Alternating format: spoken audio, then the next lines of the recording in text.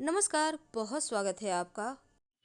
माघ मास के शुक्ल पक्ष की पंचमी तिथि को बसंत पंचमी या सरस्वती पूजा का त्योहार मनाया जाता है और मान्यताओं के अनुसार सृष्टि के रचयिता भगवान ब्रह्मा के मुख से बसंत पंचमी के दिन ही ज्ञान और विद्या की देवी माँ सरस्वती प्रकट हुई थी और इसी वजह से इस दिन देवी सरस्वती की पूजा की जाती है। तो ज्ञान के जो उपासक यानी जो विद्यार्थी हैं खासकर वो इस दिन माता सरस्वती की पूजा जरूर करते हैं। इस दिन पीले रंग के वस्त्र धारण करने की मान्यता है क्योंकि सरस्वती पूजा यानी बसंत पंचमी की तारीख को लेकर कन्फ्यूज़न है कि 25 जनवरी को मनाएं या 26 जनवरी को। तो देखिए, सबसे पहले तो शास्त्रों के अनुसार जिस दिन उदया तिथि होती है उस दिन ही पर्व मनाया जाता है किसी भी पर्व को। तो इस बार 26 जनवरी की सुबह बसंत पंचमी शुरू होगी और 26 जनवरी 2023 को ही मनाई जाएगी। तो माघ शुक्ल पंचमी 25 जनवरी की दोपहर 12:34 से शुरू हो रही है और समापन 26 जनवरी की सुबह 10:28 पर होगा और उदया तिथि के अनुसार 26 जनवरी को ही मनाया जाएगा। शुभ मुहूर्त रहेगा सुबह 7:07 से सुबह 10:28 तक। इस बीच आप पूजा कर लें तो सर्वोत्तम होगा। इस दिन किसी भी शुभ मांगलिक कार्यक्रम को आप शुरू कर सकते हैं। जो विद्यार्थी हैं उनके लिए ओम ऐं सरस्वत्यै नमः इस मंत्र का जप करना सर्वोत्तम होगा। इस दिन अबूझ मुहूर्त होता है। कोई भी शुभ काम आप शुरुआत कर सकते हैं, चाहे वो शादी विवाह हो, द्विरागमन हो, बच्चों का अन्नप्राशन मुहूर्त हो या उनको मुंह जुट्ठी करना है, उनका जो उसको बोलते हैं कलम दवात शुरुआत करना पढ़ाई का, वो भी इस दिन किया जाता है। तो इस दिन अबूझ मुहूर्त है, शिक्षा की शुरुआत भी आप कर सकते हैं और माँ सरस्वती की पूजा करके आज के दिन से जीवन में खुशियाँ आपको मिल सकता है। इस दिन विशेष प्रयोग किए जाते हैं, खासकर आपके घर में जो बच्चे हैं उनके भविष्य को बेहतर करने के लिए, उनके जीवन में खुशियाँ भरने के लिए इस दिन विशेष प्रयोग किए जाते हैं। देखिए, बसंत पंचमी का जो दिन होता है ना, ये खासकर बच्चों के लिए है, उनका ज्ञान बढ़ाने के लिए। वैसे तो हर कोई मनाते हैं, लेकिन आपके घर में जो बच्चे हैं उनके लिए बहुत खास उपाय आज हम बताएंगे। शरद ऋतु के समापन के बाद बसंत ऋतु आ जाता है और यहाँ पर देखिए, बसंत पंचमी जो खासकर बच्चे एग्जाम दे रहे हैं, प्रतियोगिता परीक्षा में बैठ रहे हैं, उनके लिए खास होता है। घर पे भी आप कर सकते हैं माँ सरस्वती की आराधना। अगर आपके बच्चे की कुंडली में बुध ग्रह कमजोर है, याद रखिए, बुध ग्रह अगर कमजोर है यानी उनका मन पढ़ाई में नहीं लगता, दिन ब दिन उनका लगता है यादाश्त कमजोर हो रहा है, अच्छे से पढ़ नहीं रहे, और इसके लिए या फिर आपके बच्चे में के हकलाहट की समस्या है, वाणी दोष है, तो आप बसंत पंचमी के दिन एक छोटा सा प्रयोग करें। बच्चे को स्नान वगैरह करके करा के उनको पीले या सफ़ेद या फिर गेरुआ वस्त्र धारण करवाएं। इसके बाद बच्चे के हाथ से माँ सरस्वती की पूजा करवाइए। माँ सरस्वती को हरे रंग का फल का भोग लगवाइए और साथ ही पीले मीठे चावल भी अर्पित करवाइए। इससे क्या होता है ना, बच्चे की पढ़ाई में मन लगने लगता है और बाद में प्रसाद स्वरूप बच्चा खाएगा। सबको ही खाइए। अगर आपका बच्चा किसी उच्च शिक्षा की तैयारी कर रहा है, प्रतियोगिता परीक्षा वगैरह में बैठने जा रहा है, तो इस दिन आप चाहते हैं आपका बच्चा खूब ज्ञानवान हो। बच्चा का जो गुरु है, जो बृहस्पति है, उसको बेहतर करने के लिए, विद्या वाला पाठ, ज्ञान वाला पाठ को बेहतर करने के लिए बच्चे को पीला वस्त्र धारण करवाकर माँ सरस्वती को पीले पुष्प बच्चे के हाथों से अर्पित करवाएं, तो आपका बच्चा खूब पढ़ेगा, आगे बढ़ेगा। अब शुक्र अगर बच्चे का कमजोर हो, शुक्र का कमजोर होने की निशानी ये होती है कि आपके बच्चे ज़्यादा चंचल हैं। मन की चंचलता हो तो इसका मतलब होता है शुक्र कमजोर है। करियर सही दिशा में नहीं चुन पा रहा, आपका बच्चा बड़ा हो चुका है लेकिन डिसाइड नहीं कर पा रहा है, भटक रहा है, एक को छोड़कर दूसरा कर रहा है, आप समझ नहीं पा रहे बच्चे को कहाँ सेटल करें। तब ऐसे में माँ सरस्वती को बच्चे को कहें कि सफ़ेद पुष्प अर्पित करें तो उनका शुक्र बेहतर हो जाएगा। बसंत पंचमी के दिन यदि आपके घर में 2.5 से 3 साल के बच्चे जो छोटे हैं, जिन्होंने कलम दवात अभी तक पकड़ा नहीं है, पढ़ना शुरू नहीं किया है, उनकी जीभ पर चांदी की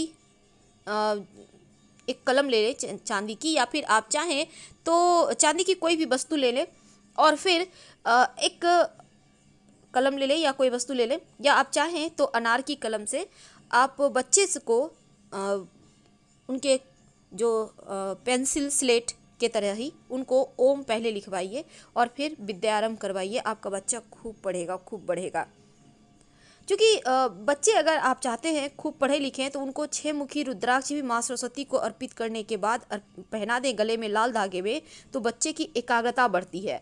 और साथ ही पूजा के बाद आप 11 पत्ते तुलसी के मिश्री के साथ बच्चे को बोले आप मसल दें तुलसी के पत्ते और मिश्री के साथ उनको गटकने को कहें। पानी के सहारे भी पी सकते हैं, आपके बच्चे का पढ़ाई में खूब मन लगेगा। देखिए अब हम बात करते हैं इस दिन चूँकि माँ सरस्वती की पूजा करना है तो सूर्योदय के 2.5 घंटे बाद तक या सूर्यास्त के 2.5 घंटे बाद तक का मुहूर्त ज़्यादा अच्छा, इसमें पूजा कर सकते हैं। माँ सरस्वती को जो आप भोग लगाइएगा ना वो होगा मिश्री, दही और लावा, जो धान का लावा होता है उसका भोग लगाइए, बाद में प्रसाद स्वरूप खाइएगा। और आप चाहें तो केसर डालकर, खीर बनाकर केसर डालकर भी माँ सरस्वती को भोग लगा सकते हैं। ऐसा करने से आपके जीवन में खुशियों वाला पार्ट बढ़ जाएगा, यानी आपके जीवन में खुशियाँ आएंगी।